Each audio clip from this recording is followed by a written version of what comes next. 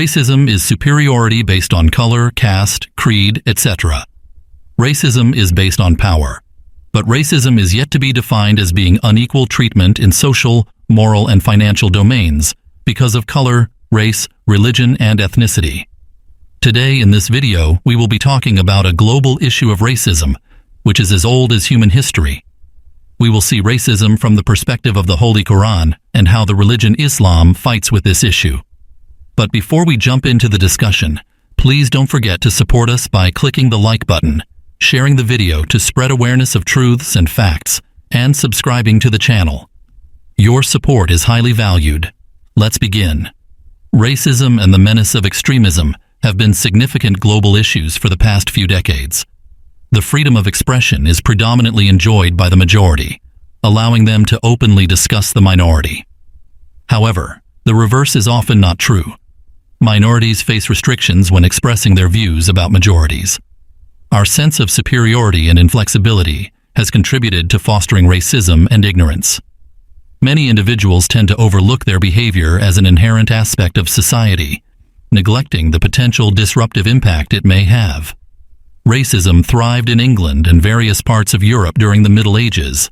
The English referred to dark-skinned individuals from India, Africa, Afro-West India, the Caribbean, Afro-British, and other black and Negroid people as black.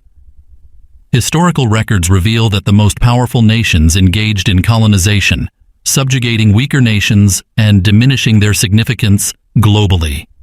The recurrent incidents of racist violence and the involvement of heavily militarized police forces in the killing of black individuals have sparked widespread civil unrest in America. Islam doesn't require Muslims to adopt a single identity exclusively as Muslims, rejecting all other affiliations. It recognizes the importance of forming emotional ties with family, ethnic, and racial groups as a natural part of being a Muslim. Islam allows individuals to embrace multiple identities alongside their family, ethnic, and racial connections. Its teachings envision an ideal society where piety and good deeds, rather than skin color, are the basis for social distinctions. The messages of Islam offer solace, and its teachings inspire hope. Crucially, Islam doesn't place limits on human potential and doesn't support ideas associating black people with curses or viewing skin color as a sentence for doom. The worship rituals in Islam highlight the significance of racial equity. In Islamic prayers, it's mandatory for worshippers, regardless of their backgrounds, to stand together foot to foot and shoulder to shoulder. The most important holiday, Eid al-Adha, and the accompanying Hajj pilgrimage bring together people from various parts of the world for worship. Notably, there are no segregated balcony seats during the Hajj rituals, emphasizing the equality and unity among all participants. Islam is against all forms of racism, bigotry, and injustice. We learn this both from the words of Allah mentioned in the Quran and in the messages of the Prophet Muhammad, peace and blessings of Allah be upon him. The core principles of Islam emphasize equality, justice, and the rejection of any form of discrimination based on race or ethnicity. Let's see what the Quran says about racism.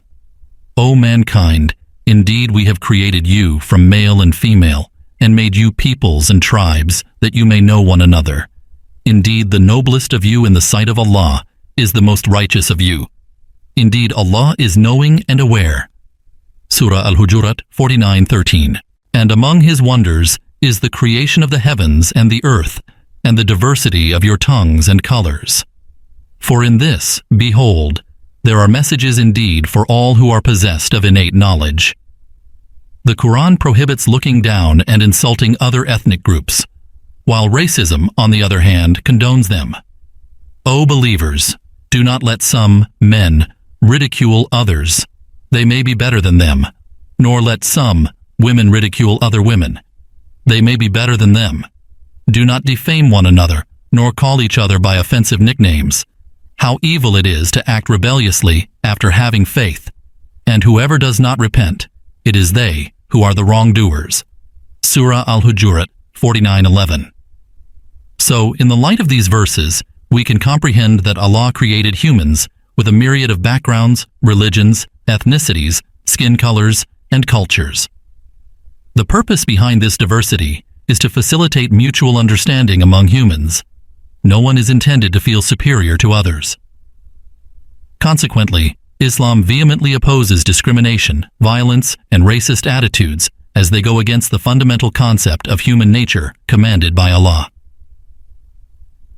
Approximately 1400 years prior to the civil rights movement in the U.S. and the anti-apartheid campaign in South Africa, Prophet Muhammad, peace be upon him, addressed issues of xenophobia and prejudice in Arabia. The Prophet, peace be upon him, imparted the teaching that the human family is unified, emphasizing the equality of all people in terms of worth and value, regardless of race, ethnicity, gender, or class. All human ancestral lineages trace back to Adam and Eve, establishing a shared brotherhood and sisterhood among all individuals. Instead of harboring disdain, betrayal, or humiliation toward others, the emphasis is on guiding, illuminating their path, and walking together on the journey towards heaven. Prophet Muhammad's, peace be upon him, anti-racist stance is exemplified in his friendship with Bilal ibn Rabah, a black slave who ascended to a prominent position within the Muslim community in 7th century Arabia. An incident recalls how Muhammad, peace be upon him, defended Bilal when Abu Dar al-Ghifari, one of the Prophet's companions, referred to Bilal as the son of a black woman. Perturbed by the emphasis on identifying individuals by skin color, Muhammad, peace be upon him, rebuked Abu Dar, stating, "You are the man who still has the traits of ignorance in him." The Prophet's mention of Abu Dar's ignorance refers to the pre-Islamic era of Jahiliyyah, an Arabic term denoting the state of ignorance of divine guidance. This period in Arab history before Muhammad's, peace be upon him, advent was characterized by barbarism and lawlessness, as described in the Quran. The Prophet's anti-racist mindset played a pivotal role in guiding the Arabs out of this darkness and towards justice and equality. Bilal, whom fellow Muslims honored as master due to his knowledge and grace, assumed the role of the muezzin for the Prophet, peace be upon him, tasked with calling Muslims to the 5 daily prayers. Bilal shared a remarkably close relationship with Prophet Muhammad, peace be upon him. By selecting Bilal for this esteemed position, Muhammad, peace be upon him, underscored that social exclusion and subordination based on skin color had no place in Islamic society. Before the Prophet, peace be upon him, conveyed his message, Arabs took excessive pride in their tribal and ethnic identities, making these factors the societal yardstick. The Prophet's teachings challenged this paradigm, emphasizing piety as the primary measure of respect. In rebuking Abu Dar, the Prophet, peace be upon him, demonstrated his readiness to admonish even his closest companions if they denigrated someone based on ethnicity. The Prophet, peace be upon him, believed that such tribalism, or al-asabiyya in Arabic, was detrimental, fostering ethnic loyalties even if it meant supporting oppression and injustice. The Prophet's last sermon at Mount Arafat in 632 AD stands out as perhaps his most noteworthy expression of anti-racism. In his speech, Muhammad, peace be upon him, stated that an Arab has no superiority over a non-Arab, nor a non-Arab has any superiority over an Arab. A white person has no superiority over a black, nor does a black have any superiority over white, except by piety and good action. The story of Bilal, may Allah be pleased with him, holds a revered place in Islamic history and has been a source of inspiration for many black Muslims. His faith and unwavering steadfastness resonate deeply with black converts, who can identify with his resilience in the face of adversity. Bilal has become a symbol of Islam's egalitarian message for numerous modern Muslims. In its ideal application, Islam recognizes no distinctions among humans based on ethnicity or race, but prioritizes personal integrity. In the 1970s, a significant number of black individuals converted to Islam, embracing the Sunnah, traditional path, of Prophet Muhammad, peace be upon him. During this period, black people sought freedom, justice, self-determination, and acceptance, particularly in America's inner cities. Their quest also included a renewal of faith. For new black converts to Islam, the realization dawned that possessing a blueprint for racial equity and justice did not guarantee the easy construction of societal changes. Islam provides Muslims with a framework to transform racial dynamics in society. Racial prejudice is viewed as a spiritual disease of the heart, and Islam's teachings equip individuals with the tools to address this ailment. No single race is exalted over another. All are likened to bricks forming a solid wall. While talking about current issues of racism, one notable figure comes to mind is an American Muslim minister, Malcolm X, a renowned human rights activist, who gained prominence as the chief spokesperson for the Nation of Islam. He is acknowledged for laying the groundwork for the Black Power movement in the United States and advocating for black empowerment. Malcolm X explained his conversion to Islam, providing insights into the reasons behind his decision. "I am a Muslim because it's a religion that teaches you an eye for an eye and a tooth for a tooth. It teaches you to respect everybody and treat everybody right.